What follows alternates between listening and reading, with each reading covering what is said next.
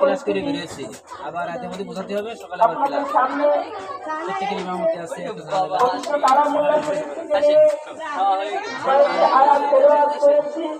সব নানারে খাই দিতে হবে কিন্তু এক নানা খাওয়ালে হবে না অত বেশি দাম অত খাই না তো দরকার না এখন দিছে বাস এটাই যথেষ্ট তার কারণ কে বলে 6 মাস পার হলো অল্প অল্প করে দেখি ওর জন্য মেলা জি ইনশাআল্লাহ একটা গামছা দাও তো গামছা দ্রুত টেনতে সরে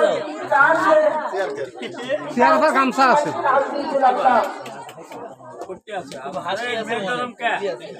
ও একটু বড় হয়ে গেছে তো লজ্জা পাচ্ছে